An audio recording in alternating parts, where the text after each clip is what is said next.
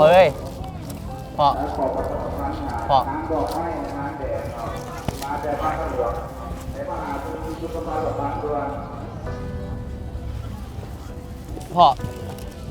พ่อ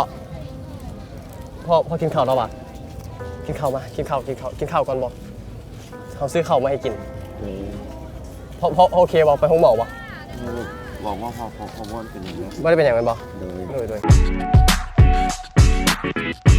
สุขสบายดีพ่อแม่พี่น้องป้องป่ายเบิร์ดสุผูเบิร์ดสุคนนะจ๊ะมือนี้เตอร์จอยกับมีโอกาสดีๆเนาะก่อนอื่นเลยขอบใจพวกเจ้าที่พวกเจ้าติดตามข่อยเบิ้งข่อยเนาะจนสามารถที่จะข่อยมีเงินก้อนแรกได้แต่มันโคตรหน่อยได้มันหน่อยแฮงแต่กะภูมิใจนะข่อยก็เลยอยากตอบแทนด้วยการที่ข่อยสิไปซื้อข้าวเนาะแล้วก็ไปแจกคนที่กับเจ้าแบบนั่งตามทางใช่นะที่เป็นจังไดนั่นติดตามกันเบิ้งเนาะสุดท้ายขอบใจแฮงขอบใจพวกเจ้าที่เบิ้งข่อยขอบใจเด้อขอบใจ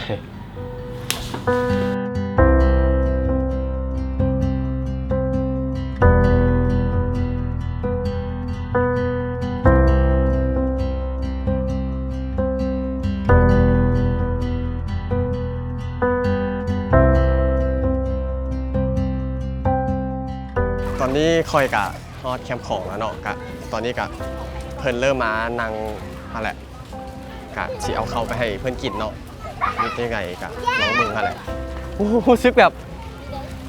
โอ้ยบ่เคยเป็นแบบนี้นะลองมึง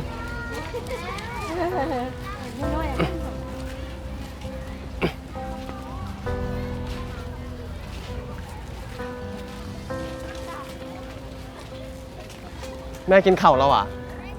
แม่กินข้าวละเขามีข้าวมาให้กินลองกินเบิ่งเด้อโดยอันนี้ข้าวโดยข้าวนี่ข้าวเจ้าโดยกินเด้อแซ่บได้เจ้าโอ้ยเฮ็ดกวนแต่คนเฮ็ดแบบนี้รู้สึกแบบบูก้านะแต่ว่าพ่อกินข้าวแล้วอ่ะพ่อ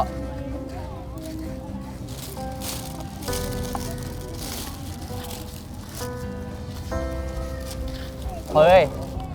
พ่อพ่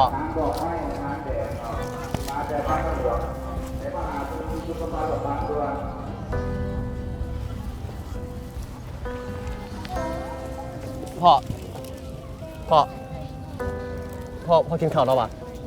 กินข้าวมากินข้าวก่อนบอกเขาซื้อข้าวมาให้กิน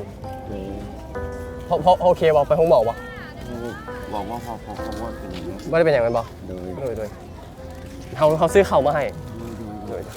เขาเห็นแบบเจ้าบดเหน่งเลยนะก็เลยเพราะว่าเป็นอย่างนี้บอกเลยกินได้พอเด้อ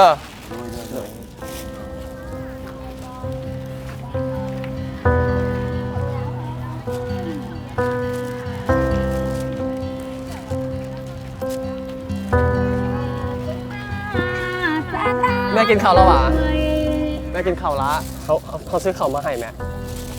เด็กกันเล่นเด็กถ้าเกิดซื้อมาจะเป็นมื้อแรกอันนี้แม่อันนี้เขาซื้อข้าวกล่องมาให้เด้อโดยบ้านเขาเป็นเศรษฐีให้มีแห้งเขาเป็นสนิทเพื่อนไปทางไหนใจมีคนบุญคนเนี่ยที่ท่านหมอลำเด้อขอบใจเด้อแม่เด้อขอบใจเด้อกินเด้อแม่เด้อเจ้ากินน้ำเขาบอกเขาชินางกินน้ำเอาบอกเด้อหมอลำที่หาเงินก่อนเจ้า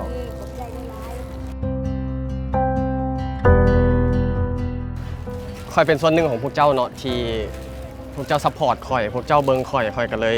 มีมือนี่แหละมันจะมีหลายก็นี่แหละถ้าเบิ้งต่อไปเนาะคอยก็จะเฮ็ดหลายก็นี่กันแล้วแต่กำลังของคอยเนาะกับจังใดการที่ตามทุกคนนึงไอ้กินข้าวแล้วว่ะไอ้กินข้าวละไอ้เห็นเขาบ่เห็นไม่เห็นเลยว่ะเขามีข้าวมาให้ไอ้เขามีข้าวมาให้นี่ข้าวกล่องเขาไม่ได้เป็นเงินมาให้เขาขอเป็นข้าวแทนเด้อไอเด้อโดยโชคดีได้เด้อ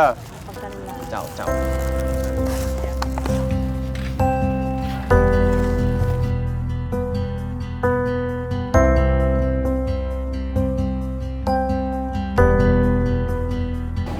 พ่อกินข้าวแล้วหวะกินข้าวละ เฮามีเข่ามาให้โดยเข่ามันไก่ขอบใจเด้อเจ้าโชคดีเจ้าก็เอาเป็นว่าจบคลิปเนาะทุกคน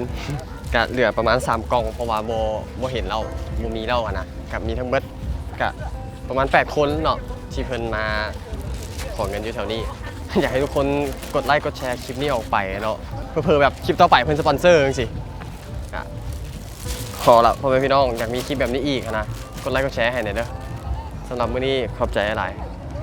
ๆมากันไลค์ใช่กันแชร์ขอบใจพ่อแม่พี่น้องต้องไปทุกคนนะจ๊ะไป